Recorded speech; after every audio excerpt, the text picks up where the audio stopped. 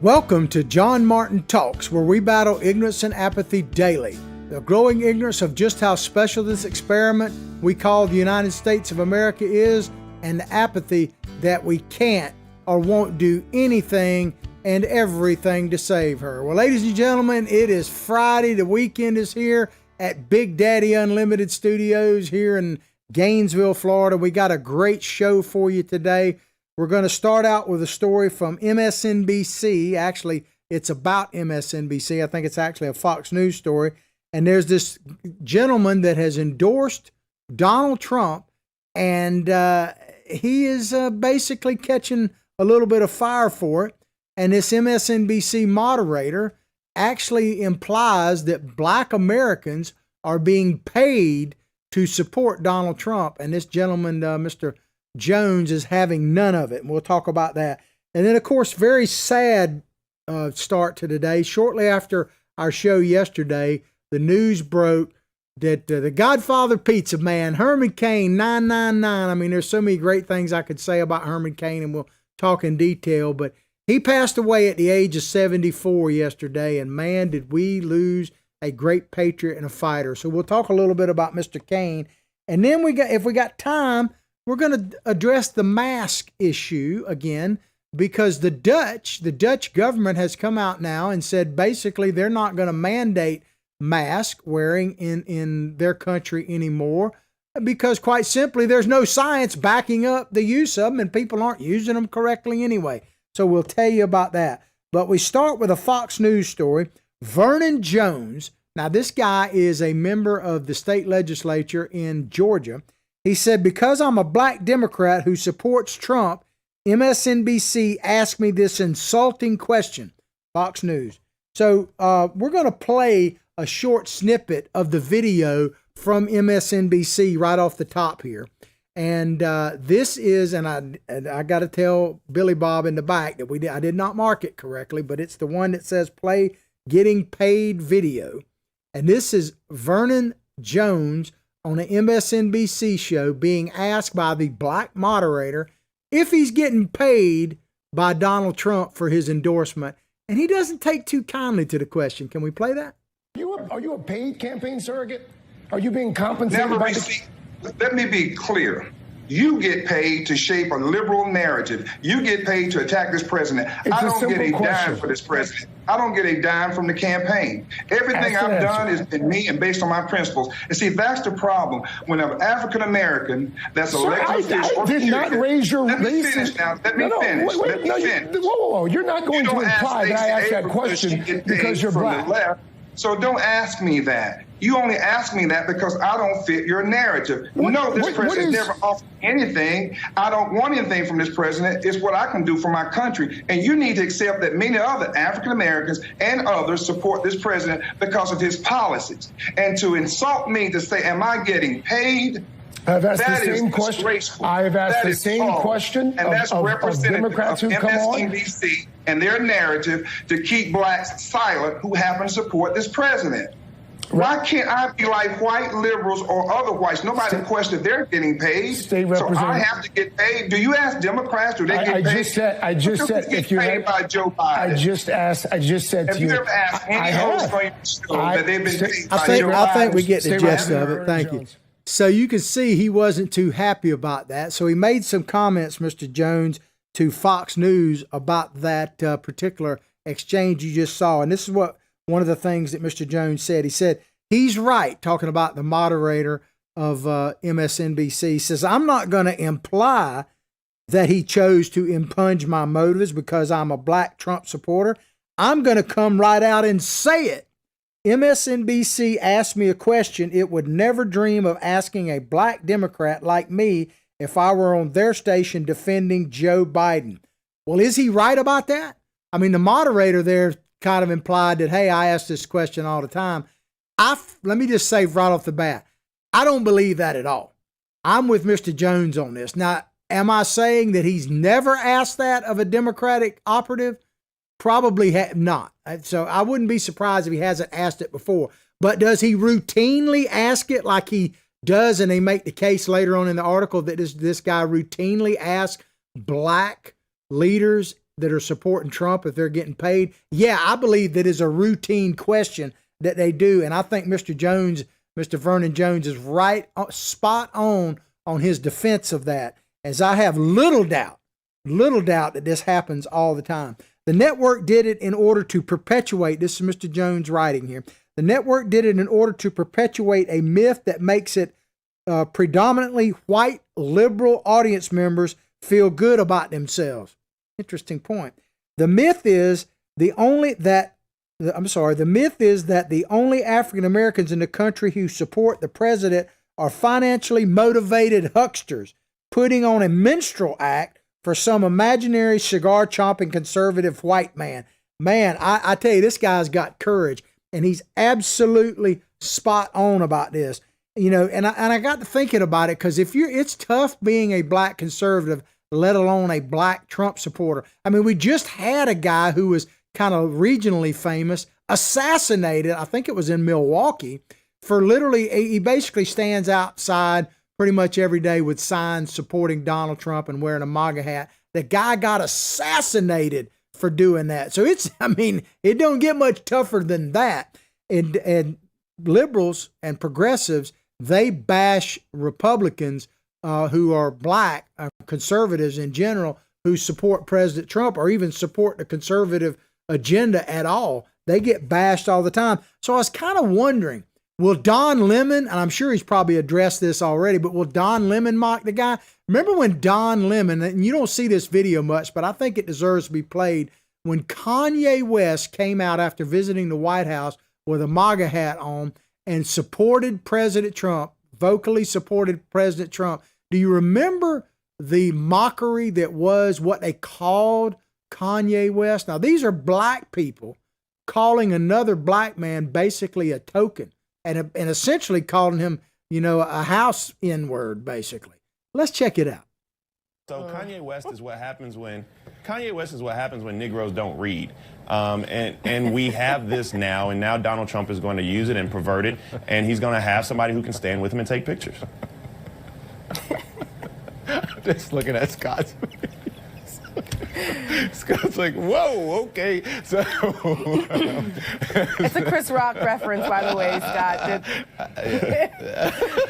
Go back and watch the old Chris Rock stand-ups from the 90s. Maybe I will look that up. I know that. All right, listen, maybe it'll work, Tara. Will it? I don't know. Work for who? It's not going to work in the black community. Listen, black folks are about to trade Kanye West in the racial draft, okay? They've had it with him. He's not the same Whoa. Kanye. I do know that reference. I know that that is an old Dave Chappelle skit. I know that one. That's enough right there. I mean, think about this. The Kanye West, man, the fact that he said something. What did that one fellow there who was an elected official from South Carolina? He literally said that that's what you get when Negroes, that's his words, don't read. And they talk about Kanye West going to be traded, like black people are not going to defend Kanye West. How well is that comment standing up now, that mockery? Kanye West is one of the most successful Americans, business-wise, in the country. He's worth several $1 billion by most estimates. He's got clothing line. He's got record labels, production. He just has all kind of things happening. He's a Christian. Oh, my God, dare that. He's trying to bring people to Jesus Christ, for God's sake. So, this guy, now Kanye West, is he perfect? By no means. Has he got some issues? Yeah. And is he running for president mainly on a publicity stunt? Probably so, but he wouldn't be the first person to do that. I don't just think he deserves to be mocked in that way. I can tell you, if white people mock a black man the way those black people were mocking that black man, it would be hell to pay. I remember something, one of the dearest people in my life, a fellow named Joe Smith. He's been dead and gone a long time. He used to be like head of our ranch. And he told me when I wasn't but probably about 8 or 10 years old, and something was troubling him. I was riding in the truck with him. I said, Joe, what's going on, man? And he said, it's just, and he didn't get into too much detail. And he said, I'm just upset with my people. And I said, well, what do you mean? I really wasn't picking up on what he meant. He said, being a black man, this is what he said, in America, when it comes, if you're trying to be successful, and I'm paraphrasing a little bit, he said it's like being in a bucket of crabs. Every time you think you're going to climb out the bucket, one of the crabs reaches in and pulls you back in. And what he was talking about was other black Americans basically pulling him down for being successful, for probably working with white people. I don't know. But that's basically what Don Lemon, aren't they that bucket of crabs? Isn't that what they were doing to Kanye West? Isn't that what they're doing to Vernon Jones here? Pulling him down because he's willing to be different? I thought Americans used to. What about diversity? It's diversity as long as it's not diversity of thought. That's the one thing in the Democratic Party, you cannot have diversity. You can be diversity in what you call yourself on any given day, but diversity of thought, not allowed, not wanted. Persona non grata. Despite Mr. Melvin's protestations, I cannot recall a single, he's talking about the gentleman that was the moderator, recall a single instant of the network asking a question like that of anyone, the deep roster of black faces that has defended every embarrassing gaffe and racial insensitive remark that comes out of Joe Biden's mouth. Because there were a lot of people defending Joe Biden when he said, if you ain't voting for me, you're not black enough. That was one of his most recent racial remarks. And you don't see when black people defend him on that. They don't say, are you getting paid? How about when Joe Biden famously called black children cockroaches? I learned about roaches and I like them on my lap and all that. He's talking about black children. Or when he in the crime bill said, I don't care where it's 70% out of wedlock in the black community. I don't care what causes black children to take the crime. He said, I just want to get those predators off the street. And black people have defended him for saying that. Are they getting paid? I don't think anybody's asked that. Did anybody ask James Clyburn, the representative from South Carolina that basically pushed Biden over the top in the South Carolina primary? Did one person ask James Clyburn if he were getting paid? And I'm going to tell you, based on my research, if there's anybody out there that would want to get paid, it would be old Jimmy Clyburn, I can tell you that. But Jones went on to say, MSNBC pulled the exact same stunt with my fellow Trump supporter, Bruce Lavelle, last week. So there's a pattern to what he's talking about. It's a narrative, according to Mr. Jones, it's a narrative that MSNBC's white viewers crave. Listen to this. This is a very profound statement here. That white viewers crave because it lets them feel like one of the good whites, one of the good ones, who stand selfishly on the side of poor, helpless black people. Yeah, we're going to keep you comfortable right there in poverty. That's what liberals do, by the way. They want you to, the Democratic Party, by its own mantra, is the party of the poor. So if true, like the Democrats say, then one thing they need is more poor folks, right? If you look at the social safety net, it is not designed to lift you out of poverty. It is designed to make you comfortable in it, to keep you home in it. And even we're going to talk about Herman Cain in just a minute, but Herman Cain was the one, I believe, that coined the phrase, the new plantation, talking about the Democratic Party. And that is exactly true. But Mr. Jones goes on, he said, helpless black people who they casually, talking about white folks, assume are universally in favor of big government policies favored by their white allies. What he's talking about here, ladies and gentlemen, is white guilt. That it alleviates white guilt, kind of like, I guess, what de Blasio was saying when he painted Black Lives Matter in front of Trump Towers. You remember what he said?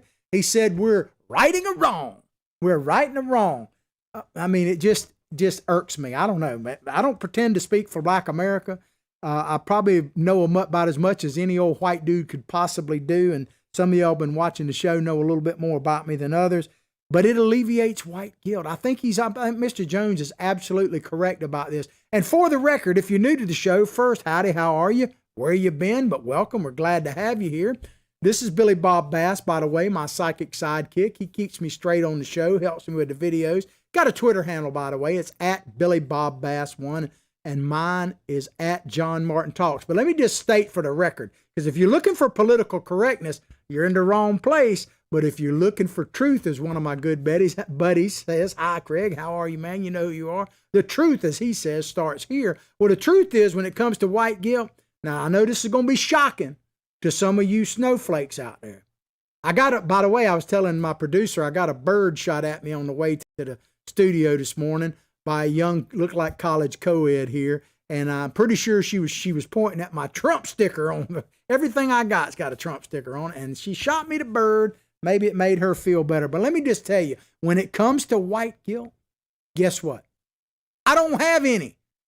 I don't have any. I don't think I owe anybody anything but a fair shot at the American dream. And I'm here every day, Monday through Friday, fighting to keep this experiment we call the United States of America alive and kicking and battling ignorance and apathy. And I'm colorblind when it comes to that. The only colors that I really care about are red, white, and blue. And of course, I'm like anybody else. I like a little green along the way, but that's just the way it is. But it alleviates white guilt. That's what I think Mr. Jones is talking about here, and I think he's spot on there. He goes on to say, it's demonstrably false narrative, this idea that black people have to be paid to support Donald Trump. In 2016, more than 1.3 million black Americans cast their ballots for Donald Trump, according to Mr. Jones. A marked improvement over Mitt Romney's performance despite a desperate campaign by MSNBC and other mainstream media outlets to convince us that Trump was an unforgivable racist. And he is absolutely, again, spot on, because they're trying to make Donald Trump be the, what did Biden say the other day? That Donald Trump is the first racist we've ever elected to the White House. Well, if you win, he'll be the second. But Donald Trump, and this, as I say, this may shock you if you hadn't listened to our show before, but hang on there with me. I'll admit one thing about Donald Trump when it comes to being a racist. He is the worst racist in the history of the presidency. There is no question about it that nobody even comes close to being the worst racist possible in the White House. You know why I say that? Because he sucks at it. I mean, somebody who is supposed to be a racist, to have black unemployment at an all-time low before this pandemic came in, to have black home ownership at an all-time high, to have black businesses up 400%, and to have Bob Johnson, the first black billionaire and founder of BET, and a Democrat, say that he was bringing light, talking about economic light, Donald Trump, to areas of the country that it had never been brought before, which is one of the reasons I'm sure that Vernon Jones, a black elected official in Georgia of all places, and a Democrat, is supporting Donald Trump, because Donald Trump is absolutely the worst racist in the history of the presidency. Because tell me, why has there been one that sucks at being a racist more than Donald Trump? I hope you understand my little jest there. Since then, back to the article, since then, and this is Mr. Vernon Jones's words, since then, President Trump's performance in office has delivered more genuine economic prosperity and social progress to black Americans, this is what Bob Johnson was saying, than any of his predecessors, Obama included. And on a side note, man, I tried to watch a little bit of John Lewis's funeral yesterday, and I saw a little bit of President Obama, and I was really hoping that he would use the opportunity to bring us together. But he poured gas on the fire. He basically essentially said that all police officers have their knee on the necks of black Americans. Man, he put a target on police officers, man. It's just, what he did today is shameless, man. I can tell you that right now. And that's not knocking John Lewis or none of that, but what President Obama did today at that eulogy was pour gas to the fire, because Trump derangement syndrome. That's it. He just, am I saying that Obama wants the country to burn to the ground? You think that one way or another. I know one thing. He won't, just like the rest of the progressives, and he is extremely progressive, they are willing to do anything. The ends justifies the means to get Donald Trump out of office. If it means that America goes down the tubes, then so be it. As long as Joe Biden and the progressives win the day, that's okay. And that's what I got out of shamelessly what Barack Obama did. But it said that President Trump, back to this article, has delivered more genuine economic prosperity and social progress to black Americans than any other of his predecessors, Obama included. The results, according to Mr. Jones, have convinced many more black people who are supposed to vote for Joe Biden to come over to the MAGA movement. Amen. Amen to that, Mr. Jones. And I want to play a short video. I think this is from like Outnumbered from Fox News. It was a few weeks ago when Mr. Jones explained in pretty succinct detail why he is supporting Donald Trump. And this is before the latest controversy. I think it's worth hearing. Let's play it. Representative Vernon Jones, a Democrat, endorsed President Trump for re-election back in April of this year. Good to see you, State Representative. Thank you for being with me. First of all, let's just rest a little bit on why you were not supporting Joe Biden as a Democrat, and specifically your thoughts about his economy ideas. Well, Joe Biden has a record of failure. His biggest accomplishment was, I would say, the crime bill. And of course, that incarcerated masses and masses of African American and separate them from their families. And President Trump had to come and fix that. He's had 40 some odd years to do something good economic development wise or economy wise, and he hasn't. So all of a sudden he has a plan to come out and do what President Trump has already proven he can do in just 3.5 years. As you know, prior to the pandemic, record number of unemployment, small businesses thriving, people had job opportunities, big businesses and small businesses were thriving. Areas that were going through depression with the Opportunity Zone District, those areas were assisted. So this President Trump has a solid record. Joe Biden can't get up late at night and claim he got an early start yesterday. It's just too late for him. That's good enough. Wow. I mean, and he's talking about the enterprise zones with Ocasio-Cortez and Rashida Tlaib. We talked about it earlier in the week. Check out our podcast. But they've said that they're opposed. They want the enterprise zones, which Mr. Jones is, and by the way, Bob Johnson of BET said are bringing light into black communities that have never seen it before. Ocasio-Cortez, who would probably be Joe Biden's running mate if she were old enough, her and Rashida Tlaib have put out a bill to kill the enterprise zones. These are the people who have your interest, Black America. So if you want to lump everybody together, at heart, really, really. If you want to watch our podcast, by the way, there's multiple ways to do it. You can go to John Martin Facebook page, like it, share it with others. You can go to our YouTube channel where we just hit a milestone of over 100 subscribers. We just revitalized our YouTube channel. So thank you for going there. We're getting more views and subscribers every day. Spell it all the way out, John Martin Talks. It'll pop up there. We're on various Facebook sites, including Citizens for Trump. Good morning. How you doing? America's Voice News. Howdy, guys. How are you? Glad to have you here. Glad to be whatever device you're listening on, wherever you may be. And we're streaming on there on America's Voice News Network. You can get that by downloading the free app on iPhone, Android. You can look at us on Dish Network, channel 219, any of your streaming like Fire Stick, Roku, Apple TV. And we're also on Pluto Network. I don't know if I said Dish Network, channel 219. That's the number. And Pluto Network as well. So there are multiple ways to see our show, and we are growing every day and really need your support. Thank you so much. You can go to our sponsors page. I want to get this out of the way.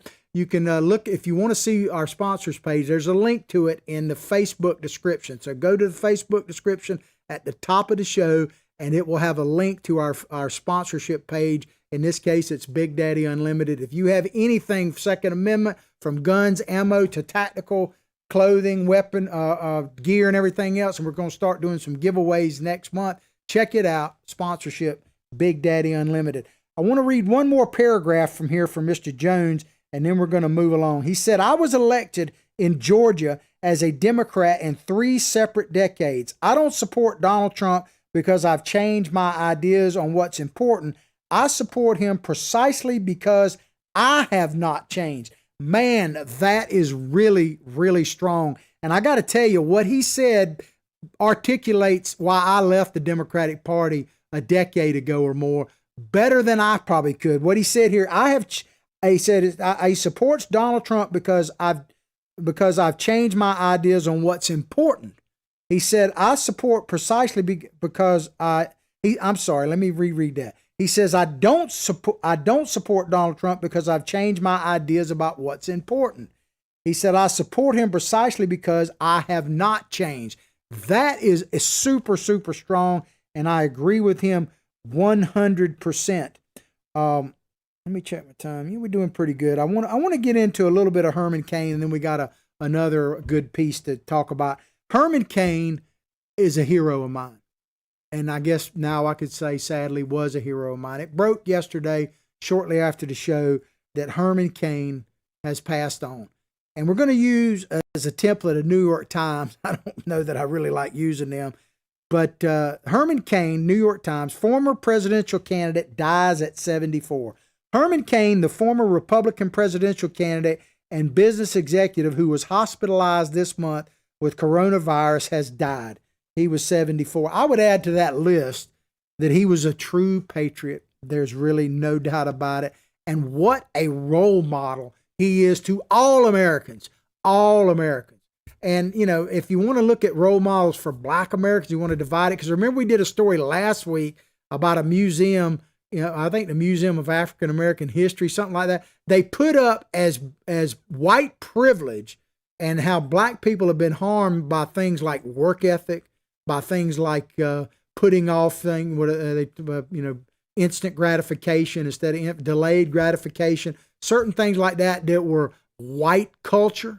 Let me just tell you, Herman Cain, man, is a role model to any culture, anywhere, anytime, especially if you're a love America and believe in the American dream, because Herman Cain is the epitome of the American dream. Mr. Cain, the former chief executive of Godfather's Pizza, ran for the Republican nomination for president in 2012, and his irreverent style and rags to riches story made him, according to the New York Times, an unlikely hero of Tea Party conservatives. Let me just tell you, he was a hero and is a hero to Tea Party conservatives. I can tell you that flat out. Tea Party people were, I was one of them. I was 100% behind Herman Cain when he was running for president. It broke my heart the day he dropped out, man. I was on his bandwagon right before there was a wagon. But the idea that he's an unlikely hero, that language, to me, and they talking about the Tea Party, so conservative people, which basically morphed into what MAGA and all that. So they might as well be saying Trump supporters, because he was a big Trump supporter, Herman Cain was.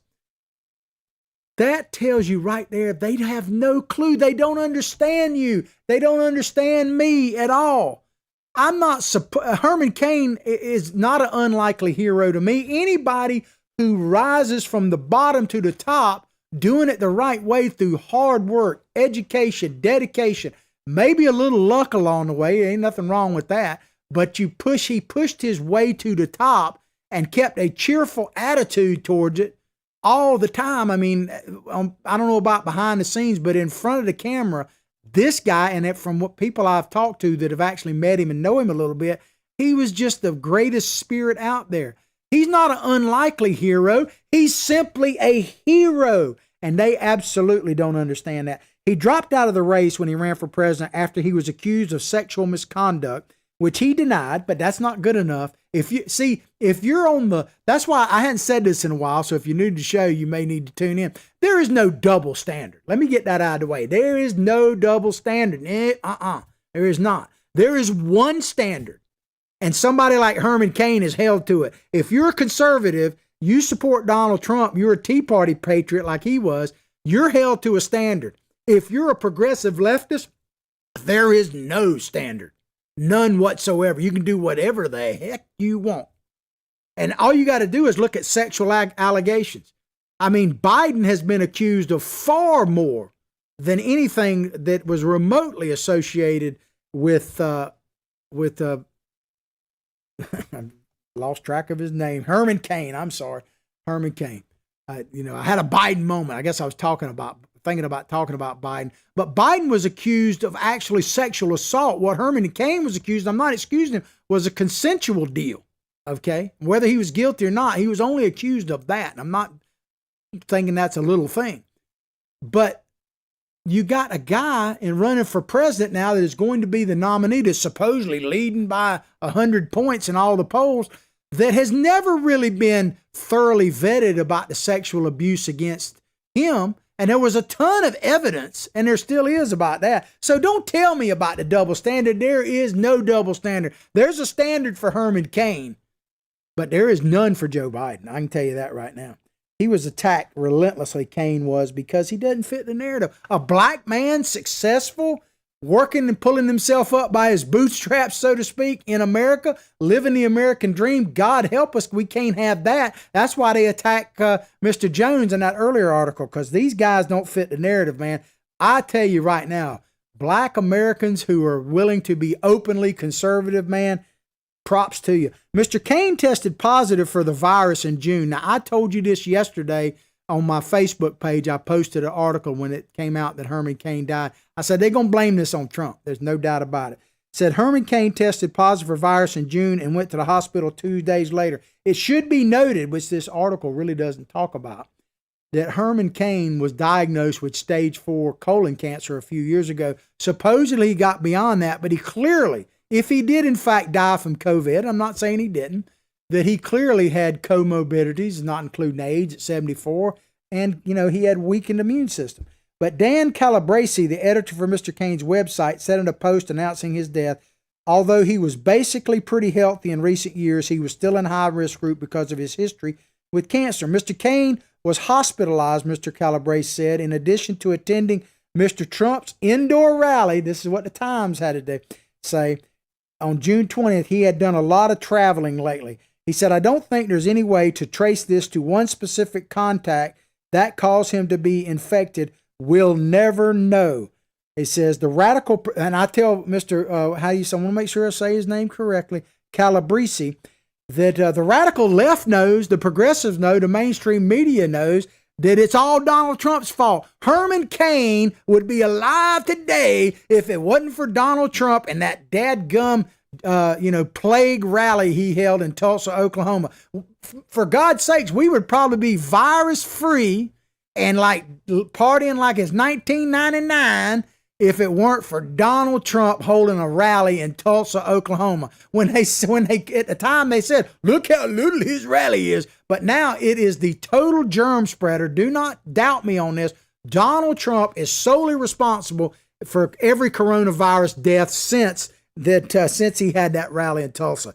I mean, is there any doubt about it? And I knew as soon as I read the headlines that Herman Cain had died, my first thought was sadness. I wish I met him, but he wouldn't know me from Adam. I saw him speak a couple of times. I wish I could say he was a friend of mine. I feel like I knew him anyway. He had that kind of personality.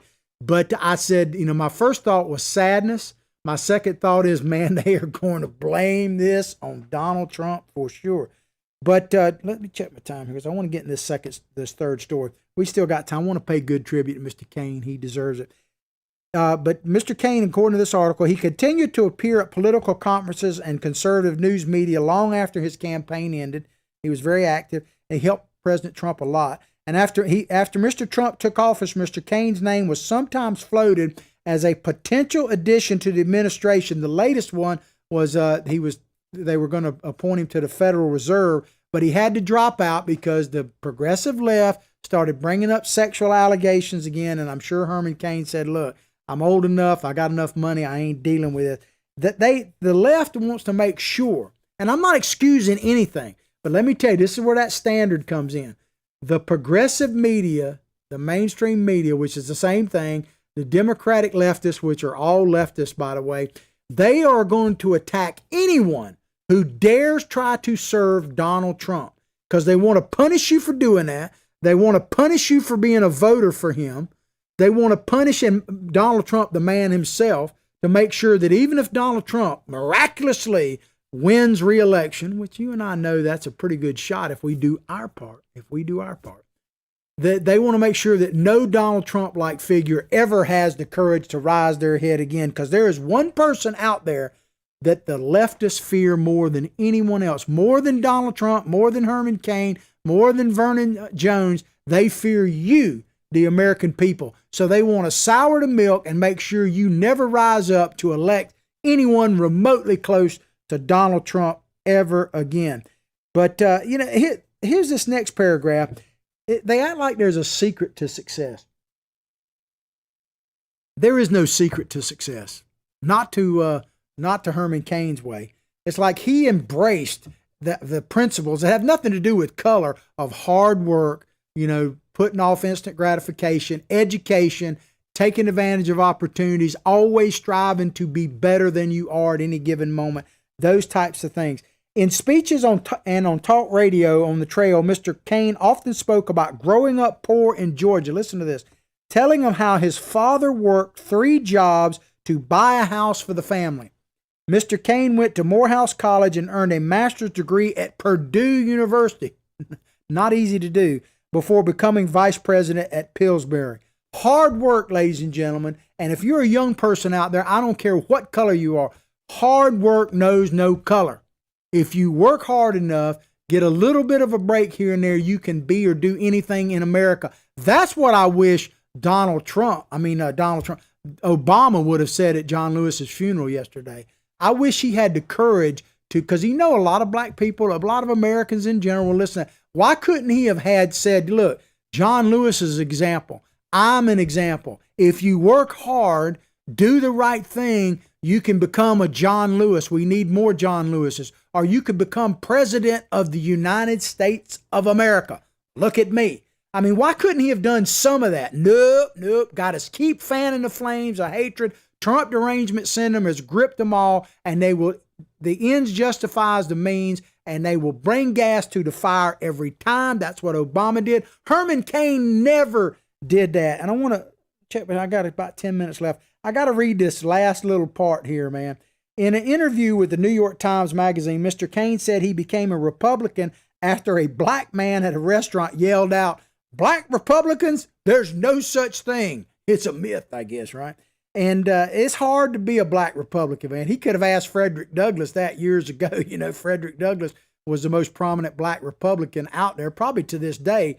But he got rewarded by the Democrats tearing his statue down, right? Old Frederick Douglass.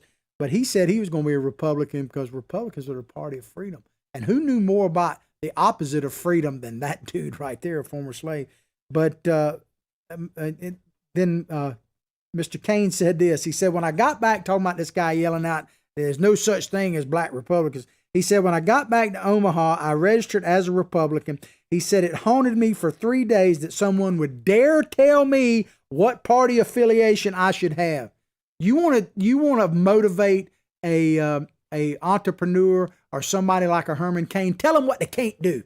You tell them what they can't do, and, man, they will do it. That's the thing about Herman Cain, man. He lived the American dream, and really, Matthew, the book of Matthew says it all. Well done, sir. Well done, man. You earned your place. I have no doubt where you are at right now, Mr. Cain. So, we lost a tremendous fighter. We lost in Herman Cain. I mean, not only he was a tremendous fighter. It kind of reminded me, the fact when I heard the news that he fell, that it's kind of like the soldiers that fall in battle. Someone's got to pick up the flag and keep going. That's what we got to do. If we want to honor people like Herman Cain, we got to pick up the torch. We got to pick up the flag. We got to keep going. That's what I think he would want. So I send out much prayers to the family and friends of the late Herman Cain. We might talk more about him a little bit next week as the week unfolds. But we lost a true patriot. I'm sure his family is grieving tremendously. But well done, sir. Well done. All right, we're going to close out the show today with an article from Breitbart. Seems like they've been doing a pretty good job lately. I got to give them credit where credit is due of putting us in touch with stories that the mainstream media just will not pick up. So you got to listen to people like John Martin Talks. I bring you a variety of things. Tune into like America's Voice News. You won't find a place better to get real news. And Breitbart, I got to give them credit as well. They do a great job. But this is about the mask situation. Effectiveness unproven. Dutch government won't use mask mandate. No proven effectiveness. So the Dutch government on Wednesday advised public that there will be no mask mandate to slow the spread of coronavirus. But I thought you had to wear a mask, right? Isn't that what Fauci said? Stating that their effectiveness remains unproven. I wonder if it's possible to shame an entire country. Are there people standing around the borders there going, you Dutch people don't know what you're doing, and spraying mace on them like the one woman did to somebody not wearing a mask in a park the other day? But the Minister of Medical Care, Tamara Van Ark, made the decision after a review by the country's National Institute for Health. Imagine that. They actually based their decision on real science. That's the thing about the mask. There's been, and people say, the CDC says, but show me the study. Show me the study that has been done, the actual scientific study by the World Health Organization that shows that masks, especially the way we're using them, the type we're using now, are actually preventing the disease. Show me. I haven't seen it. But Van Ark said, because from a medical perspective, there is no proven effectiveness of masks, the cabinet has decided that there will be no national obligation for wearing non-medical masks. So, my God, man. I mean, look at her. When I saw this picture of her come up, I was shocked because I thought at the very least she'd be wearing a MAGA hat, right? I mean, draped possibly in a rebel flag shawl or something, or at least waving a Trump flag. My God. I mean, because for her to say that that you don't have to necessarily wear a mask, we're not going to mandate that. I mean, she must be a right winger, right? Are there any right winger Dutch people in your? I don't think so, man. It's crazy. I mean, that's a very liberal place there. So they go on to say, so we think that if you're going to use masks in a public setting, then you must give good training for it. So training, imagine that, to wear a mask. So I thought about it because, I believe in science. I'm not necessarily knocking masks. I've said all along that I just don't like the mandate aspect of it. I think it's fine for one grocery store I think capitalism could take good care of it. One grocery store requires you to wear a mask, the other one doesn't. And then you could decide where you feel safer and the economy would take care of it. I don't see masks. Now, am I saying that masks have no place whatsoever? No. But the problem with the mask is most of us don't have a clue how to wear them, man. And the mask that people are wearing, you might as well be walking around like, I guess this is the mask right here. I mean, or maybe I could pick up something like this. I've seen people literally walk into the store with tissue paper over their face. So I got to thinking about it. I make no claim to know how to wear a mask. So I want to make sure old algorithm knows that I am not telling you not to wear a mask. I'm not telling you to wear a mask, and I'm certainly not telling you how to wear a mask.